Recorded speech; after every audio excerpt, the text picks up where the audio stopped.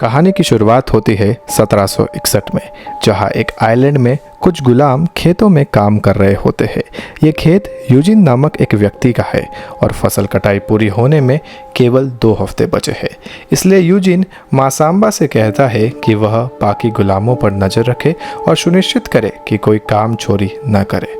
मासाम्बा भी उन गुलामों में से ही एक था, लेकिन वह ट्रांसलेटर का काम भी करता था क्योंकि वहाँ के लोगों को उनकी भाषा नहीं आती थी। लेकिन यूजिन उसे उसके असली नाम के बजाय सिसरो कहकर बुलाता था। ये देखकर कुछ गुलामों को लगता है कि मासाम्बा गद्दार है।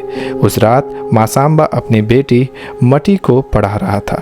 तब मटी बताती है कि उसकी दोस्त रूबा ने उसे एक रास्ता बताया है जो दक्षिण पश्चिम दिशा में फिबिक हुए गुलाम शरण लेते हैं। मटी भी वहाँ से भाग जाना चाहती थी, लेकिन मासाम्बा उसे मना करता है। अगली सुबह यूजिन और उसके पहरेदार एक भागने की कोशिश करने वाले गुलाम को पकड़ लेते हैं। पहली बार भागने की कोशिश करने पर उस गुलाम की पीठ पर जलते लोहे से एक निशान बना देते हैं और अगर दूसरी बार पकड़े गए तो कान और हाथों को काट दिया जाएगा। ऐसा मासाम्बा को सभी गुलामों के सामने ये चेतावनी अनुवाद करके बताने को कहा जाता है। तभी एक व्यक्ति जिसे दूसरी बार भागते पकड़ा गया था, उसके कान काट दिए जाते हैं। फिर यूजिन आदेश देता है कि मासाम्बा सबको याद दिलाए कि तीसरी बार भागने की सजा मौत है। रात में मासाम्बा देखता है कि मटी को गार्ड द्वारा दुर्व्यवहार करने के कारण उसे घबराहट के दौरे पड़ रहे हैं। वह उसे अपने सीने से लगाकर शांत करने की कोशिश करते हुए प्रार्थना करता है जब तक कि वह शांत नहीं हो जाती। लेकिन मटी अब और चुप नहीं रहना चाहती। वह कहती है कि उन्हें सब मालिकों को मारकर वहां से भाग जाना चाहिए। वह मानती है कि बाकी गुलाम भी उसकी बात मानेंगे क्योंकि वह मासाम्बा को एक लीडर की तरह देखते हैं। मासाम्बा मना कर देता है और मटी के भविष्य को अधिक महत्व देते हुए आशा करता है कि उनके मालिकों के साथ घुलने मिलने से उसे एक दिन कहीं दूर किसी कपड़ा सिलाई के काम में नौकरी मिल सकती है, जिससे वह बागान से दूर जा सके। कुछ दिन बाद मासाम्बा को मुख्य घर बुलाया जाता है, जहां यूजिन कुछ बहुत महत्वपूर्ण लोगों के साथ रात के खाने पर बैठा होता है। गवर्नर जानता है कि मासाम्बा दोनों भाषाएं बोल सकता है और चाहता है कि वह उसे गुलामों को समझने में मदद करे। गवर्नर पूछता है कि क्या काले लोगों को आज़ाद कर देना चाहिए, लेकिन मासाम्बा डर के कारण जवाब देता है कि काले लोग केवल सेवा करने के लिए ही बने हैं। मासाम्बा को सिर उठाकर बात करते हुए देख गवर्नर नाराज हो जाता है और यूजिन तुरंत उसे बाहर निकाल देता है। यूजिन का बेटा नॉरी समझाता है कि उसने ही मासाम्बा को प्रशिक्षित किया था क्योंकि वह इस बागान में ही बड़ा हुआ था और जल्द ही समझ गया था कि कुछ गुलाम गुलामी से ऊपर उठने की कोशिश कर रहे थे। मासाम्बा को सिखाने से उसे यह यकीन हो गया कि काले लोग भी इंसान हैं। गवर्नर मैडम ला विक्टोर का जिक्र करता है, जो भागे हुए गुलामों को पकड़ने वाली एक महिला है और जिसकी सोच बिल्कुल विपरीत है। इसके बाद गुलामों के साथ व्यवहार को लेकर बहस छिड़ जाती है और यूजिन को परेशानी से बचने के लिए नॉरी को चुप कराना पड़ता है। हालांकि अब गवर्नर को लगता है कि यूजिन इस इलाके पर सही तरीके से शासन नहीं कर रहा है। गवर्नर के चले जाने के बाद यूजिन नॉरी को उसकी सोच के लिए थप्पड़ मारता है। फिर वह मासाम्बा को बुलाकर कहता है कि उसके सभी विशेष अधिकार खत्म किए जा रहे हैं। अब मासाम्बा को बाकी गुलामों की तरह गन्ना काटना होगा और वह अपनी बेटी के साथ भी नहीं रह सकेगा। मटी अब यूजिन के पास रहेगी और अगर मासाम्बा ने कोई विरोध करने की कोशिश की तो यूजिन मटी को मार डालेगा। जब मटी को ये सब पता चलता है तो वह अपनी जान लेने की कोशिश करती है, लेकिन मासाम्बा उसे रोक लेता है और उसे घर की ओर भेज देता है। लगभग थोड़ी देर बाद मासाम्बा कुत्तों के भौंकने और जोर जोर से चीखने की आवाज़ सुनता है। वह तुरंत बाहर भागता है और देखता है कि एक गार्ड आग की लपटों में घिरा हुआ है। अन्य गार्ड मासाम्बा को बताते हैं कि मटी भाग गई है और मासाम्बा को घर जाने के लिए कहता है और वह लोग मटी की खोज में निकल जाते हैं। अगली सुबह गार्ड यूजिन को बताते हैं कि वे मटी को नहीं ढूंढ पाए।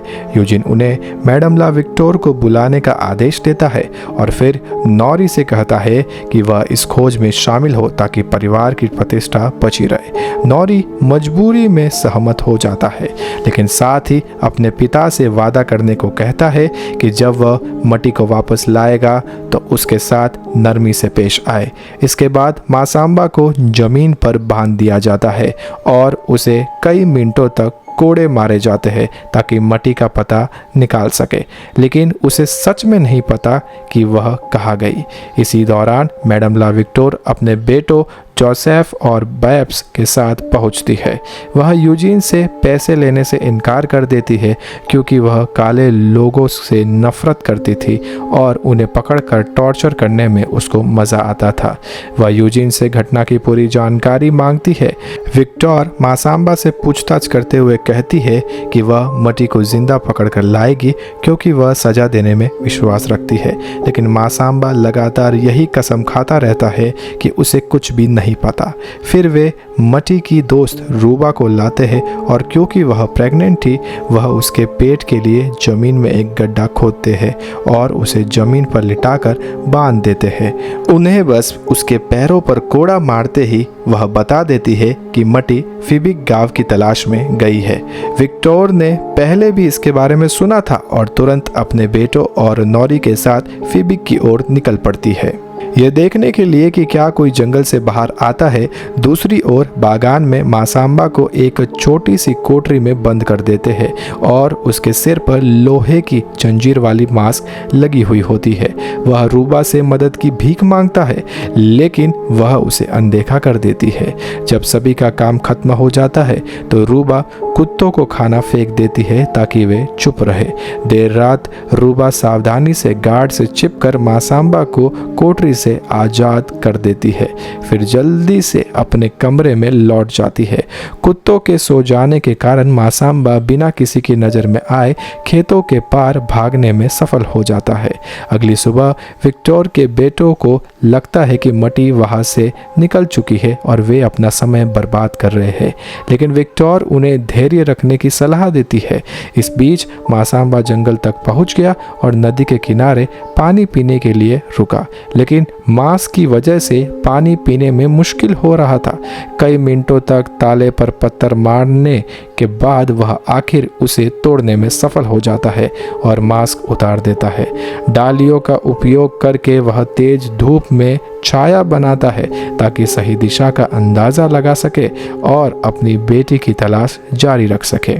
उसी रात विक्टोर अपने बेटों के साथ आग के पास बैठकर खाना खा रही थी और नॉरी को बिना तहजीब के खाना खाने के लिए डांटती है और सभी लड़कों को प्रार्थना करने के लिए मजबूर करती है। वह समझाती है कि ईश्वर हमेशा उसका मार्गदर्शक रहा और उसने उसे सबसे अंधेरे समय में बचाया है। नॉरी पहले ही उसकी कहानी सुन चुका है। वह जानता है कि विक्टोर का बचपन में शोषण हुआ था। किशोरावस्था में उसे एक अनचाही शादी के लिए मजबूर किया गया था और वह आइलैंड पर तलाक लेने वाली पहली महिला थी। वह सोचता है कि विक्टोर आइलैंड पर अकेली ऐसी इंसान है जो जानती है कि गुलामों को किन भाग्यवह परिस्थितियों से गुजरना पड़ता है और उसे उनके प्रति सहानुभूति रखनी चाहिए। लेकिन विक्टोर जोर देकर कहती है कि चर्च ने साबित कर दिया है कि काले लोगों की आत्मा नहीं होती और वह खुद को चर्च के आदेशों पर सवाल उठाने का अधिकार नहीं मानती। अगले दिन मासाम्बा पहाड़ी पर चढ़ना शुरू करता है और विक्टोर उसे देख लेती है। जब वह पेड़ों के बीच भटकने लगता है तो उसे एक आवाज़ सुनाई देती है और वह एक काले आदमी से मिलता है जिसका नाम कबेड़ी है, जो उसे रास्ता दिखाता है। वहाँ एक औरत भी है जिसके साथ एक बच्चा है। वे सब मिलकर विक्टोर के समूह से छिप जाते हैं क्योंकि वे भी उनके तलाश में वहाँ पहुँच चुके थे। उसी पल बच्चा रोने लगता है और बैब्स उन्हें सुन लेता है, जिससे गुलामों को जितना तेज हो सके भागना पड़ता है। दुर्भाग्यवश वे ज़्यादा दूर नहीं जा पाते, इसलिए कबेड़ी बच्चे की माँ को छिपा देता है और मासाम्बा को अपनी एक तलवार थमा देता है। जब बेब्स करीब आता है तो वह गोली चलाता है, लेकिन गुलाम बच निकलते हैं और मासाम्बा उसे ज़मीन पर गिराने में सफल हो जाता है। दोनों के बीच हाथापाई होती है और मासाम्बा उसे बेहोश करने के लिए वार करने की कोशिश करता है। हालांकि मासाम्बा रुक जाता है जब अचानक नौरी उसका नाम पुकारता है और उसे सरेंडर करने के लिए कहता है। तभी कबेड़ी नौरी के पीछे से आता है और झटके में उसका गला काट देता है। इसके बाद वह मासाम्बा से भी वही करने को कहता है और फिर छिपने के लिए भाग जाता है। मासाम्बा बेब्स को घूरता रहता है, लेकिन वह उसे मारने की हिम्मत नहीं जुटा पाता, इसलिए वह भी भाग जाता है। जोसेफ उसके पीछे दौड़ता है, इसलिए मासाम्बा जितनी तेजी से हो सके भागता है। तभी अचानक एक काले आदमी जिसका नाम राडो है उसे पकड़ लेता है, लेकिन राडो उसका दुश्मन नहीं, बल्कि वह मासाम्बा को छिपने के लिए एक सुरक्षित जगह ले जाता है। राडो रास्ते में बताता है कि वह भी फिबिक बचा हुआ था। थोड़ा सा खाना और एक कमीज मासाम्बा को देता है। राडो उसके अतीत के बारे में कहता है कि वह पहले फ्रांस की तरफ से लड़ाई लड़ता था और उन्होंने उसे नागरिकता भी दी थी, लेकिन जब वह इस आइलैंड पर आया तो लोगों ने उसके आज़ादी के कागज जला दिए और उसे गुलामी में धकेलने की कोशिश की। इस बीच विक्टोर नौरी के शव की देखभाल कर रही होती है। बेब्स यह कहता है कि गुलामों ने उसे वैसे ही बख्श दिया जैसे कोई अच्छा क्रिश्चियन करता, लेकिन उसका यह कहना उसके परिवार को पसंद नहीं आता। विक्टोर कहती है कि भगवान उसकी रक्षा कर रहे हैं, इसलिए उन्हें शिकार जारी रखना चाहिए, लेकिन बेब्स मासाम्बा का पीछा करने से इनकार कर देता है जिसने उसकी जान बख्शी थी। इसके बजाय वह नौरी के शव को उसके पिता के पास ले जाने का फैसला करता है।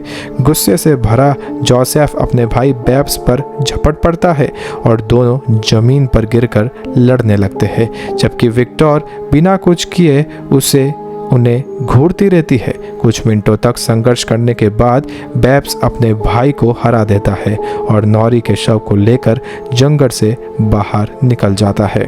इसी दौरान मासाम्बा फिर से अपनी खोज में आगे बढ़ता है। वह जमीन पर बने निशानों और पौधों के बीच संकेतों को देखकर अपनी बेटी का पता लगाने की कोशिश करता है।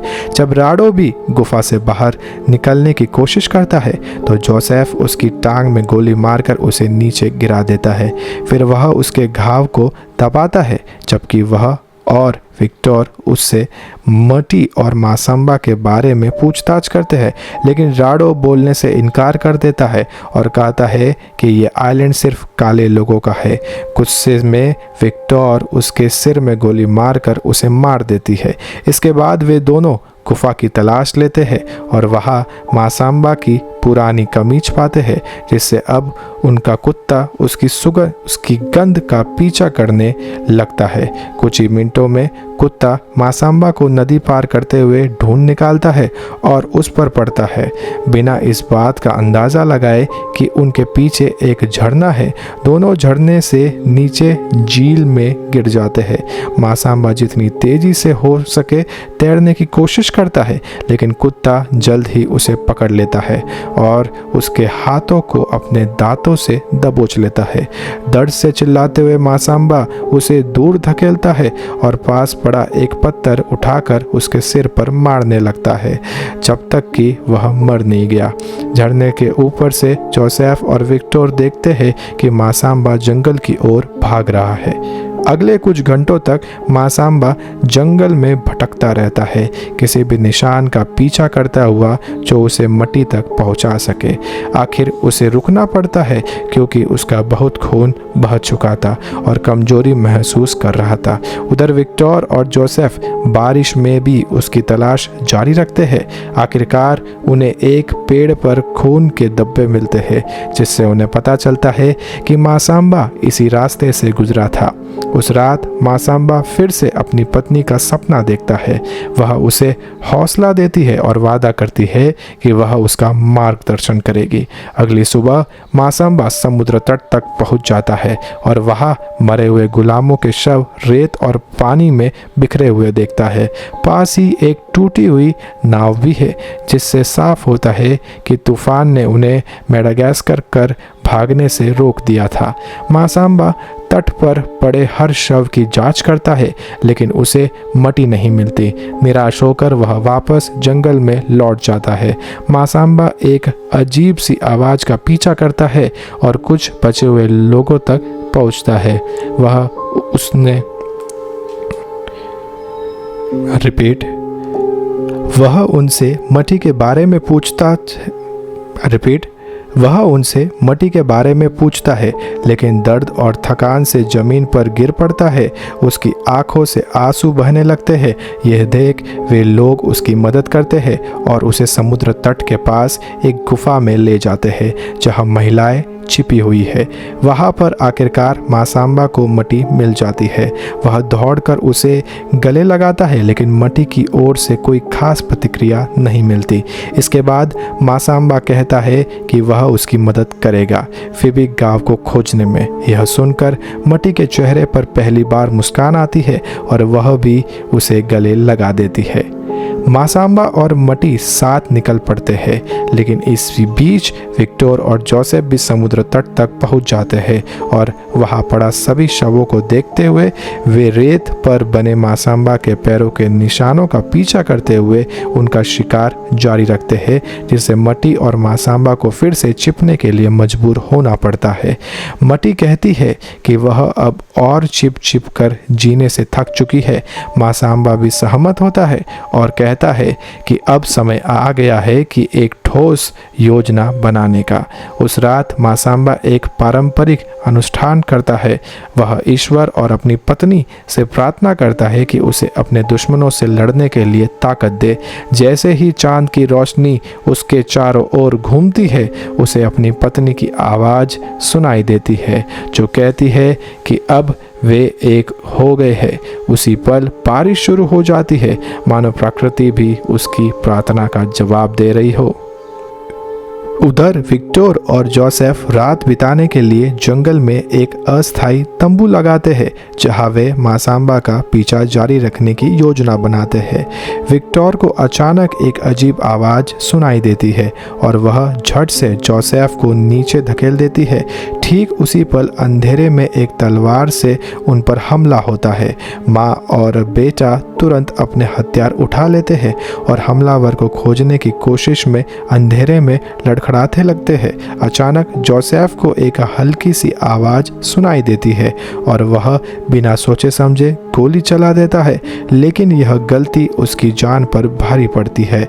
मासाम्बा को उसकी स्थिति का पता चल गया, जिससे उसने तुरंत उसे ब्लेड से घायल कर दिया और फिर से अंधेरे में छिप गया।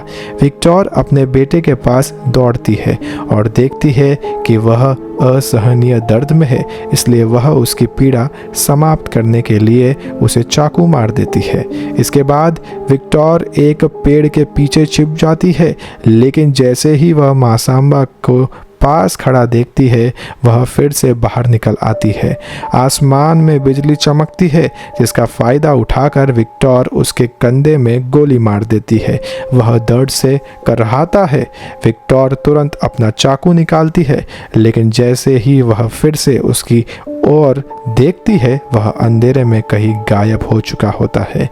यह देख विक्टर भयभीत हो जाती है और प्रार्थना करने लगती है। तभी मासाम्बा आ जाता है और उसे चाकू मारकर मार डालता है। उसी रात मासाम्बा सपने में देखता है कि उसकी पत्नी यूजिन के सामने प्रकट होती है और उसे भाले से मार देती है। सुबह होते ही मटी को अपने पिता को उनके बेहोशी भरे ट्रेन से जगाना पड़ता है और उनकी चोटों के कारण उन्हें चलने में मदद करनी पड़ती है। हालांकि मासाम्बा बहुत अस्थिर महसूस करता है और फिर से गिर जाता है। मटी घुटनों के बल गिरकर चीखने लगती है और मदद के लिए पुकारती है। यह आवाज़ कुछ गुलामों का ध्यान आकर्षित करती है जो यूजिन के बागान से हाल ही में भागे थे और फिबिक की तलाश थे। मटी की इस समूह में शामिल हो जाती है और कुछ पुरुष मासाम्बा को उठाने में उसकी मदद करते हैं। कई घंटे जंगल में भटकने के बाद वे आखिरकार पहाड़ियों के पास स्थित रहस्यमय गांव को खोज निकालते हैं। एक वैद्य तुरंत एक औषधि तैयार करता है और मासाम्बा के घावों पर लगाते हुए प्रार्थना करता है। इससे मासाम्बा जल्द ही ठीक हो जाता है और बिना दर्द के चलने लगता है। उसी रात गांव के लोग मासाम्बा और मटी का स्वागत करते हैं और उनकी संस्कृतियों में कुछ अंतर पर चर्चा करते हैं, क्योंकि इनमें से कई गुलाम इसी आइलैंड पर पैदा हुए थे, अफ्रीका में नहीं। मासाम्बा अपने मूल कबीले की कहानियां साझा करता है और बताता है कि उसकी पत्नी को एक उपनिवेशवादी जहाज में मार दिया गया था क्योंकि उसने गुलाम बनने से इनकार कर दिया था। मटी भी अपनी माँ की कहानियां याद करती है। अगले दिन जब मटी झील में स्नान कर रही होती है तो उसे दूर से अपनी माँ दिखाई देती है जो उसे देख रही होती है। शाम होते ही गांव वाले दूर आग की लपटें देखते हैं जो इस बात का संकेत था कि शिकारी उनका पीछा कर रहे हैं। सभी भागने लगते हैं लेकिन सफ़ेद लोग गोलियां चलाते हैं और कुछ गुलामों को फिर से पकड़ लेते हैं। वे एक विशाल मैदान पार करते हैं लेकिन उनका रास्ता एक खड़ी चट्टान पर खत्म हो जाता है जिससे शिकारी उन्हें चारों ओर से घेर लेते हैं। एक गुलाम को ट्रांसलेटर बनाकर एक शिकारी कहता है कि गवर्नर ने उन्हें माफ़ करने का वादा किया है। मासाम्बा जवाब देता है कि वह बिना जंजीरों और बिना मालिक के जीवन चाहता है। यह सुनकर मटी पारंपरिक गीत गाने लगती है और धीरे धीरे गांव के बाकी लोग भी गाने में शामिल हो जाते हैं। अंत में वे गुलामी की जिंदगी से बचने के लिए खुद को समाप्त करने का फैसला करते हैं और खड़ी चट्टान से नीचे कूद जाते हैं। और इसी के साथ हमारी आज की कहानी यही समाप्त होती है।